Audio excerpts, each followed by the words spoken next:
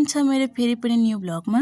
आजको दिनमा चाहिँ म एकदम धेरै बिजी थिएँ साथीहरू। किन बिजी थिएँ त म यस्तो धेरै लाउनुस् है त। भिडियो स्किप नगरी पुरा हेर्दिनु होला र लाइक, कमेन्ट, शेयर र फलो गर्न नबिर्सिनु होला। म चाहिँ अरु बेला जस्तै अब नानी बाबुसँग उठेर खानासाना बनाएर आमा छोरा मस्तले खाना खायौं। खाना खाइसकेपछि मलाई बाहिर जाने काम भयो। त्यसपछि बाहिर जानलाई रेडी भयो। म चाहिँ मेरो छोरा पनि जाने भनेर एकदमै जिद गरिरहेको थियो कि मलाई कति रिस उठेको थियो।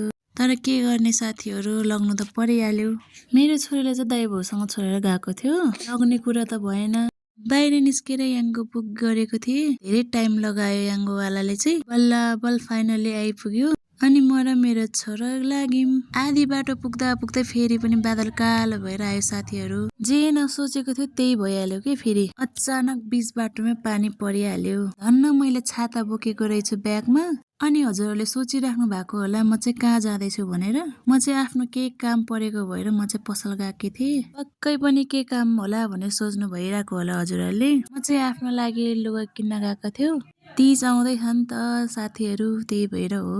अनि मेरो साथी पनि थियो। साथीलाई जिस्किँदै ल यता हेर यता हेर भनेको त साथी त लाजले भुतुक्कै। अनि के थियो र साथीहरू, म त अब जहाँ जाँदा पनि भिडियो बनाउँदै हिँड्छु नि त आजभोलि।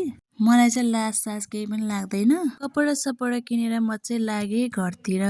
घरमा पुगिसकेपछि पनि फेरि बाहिर निस्किनु पर्यो मलाई चाहिँ। अब दाइले भन्नुभयो नि त, दाइ भाउजूले बाहिर जाउँ न त मुड फ्रेस गर्नको लागि, खाजा साजा खाएर आऊँ भन्नुभयो। अब नाइ भन्ने कुरा त भएन। अनि गए म, दाइ भाउजू, मेरो छोरा, नानी। जाने ठाउँ चाहिँ नजिकै थियो तर के भन्छ रे नानी थियो नि त, पानी परिरहेको थियो। त्यही भएर जाँदाखेरि चाहिँ ट्याक्सी बुक गरेर गए। एकछिन सबैजना बस्यौं रमाइलो गर्यौं। म चाहिँ मेरो छोरीसँग हिँडेँ नि त्यहाँ। छोरी पनि आनन्दले बसिरहेको थियो मेरो चाहिँ। अनि मेरो छोरो चाहिँ हेर्नु न मामासँग कति रमाइलो गर्दै आनन्दले बसिरहेको थियो। अनि मेरो भाउजूले फोटो खिचिदिँदै हुनुहुन्थ्यो। सुरुमा हामीले चिया मगाएर चिया खायौं। मेरो छोरी चाहिँ मसँग बस्नै मानिरहेको थिएन। मामा चाहिँसँग बस्न गयो। मेरो छोरी हेर्नु न यहाँ मपट्टि आएर मलाई जिस्काउँदै थियो। म चाहिँ आफ्नै तालमा गीत गाउँदै बसिरहेको थियो कि कति आनन्द थियो नि त। अनि हामीले चाहिँ चौचौ सादीको खाए पहिला मगाएर। मेरो छोरोले चाहिँ मलाई खुवाइदिँदै थियो।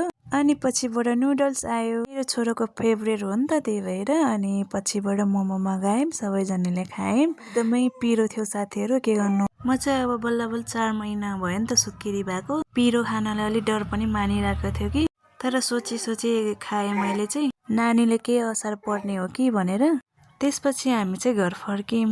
ल साथीहरू, म चाहिँ आजको दिनमा यतै बिजी थिएँ। कहिले कहिले बाहिर पनि खान हिँड्नुपर्छ।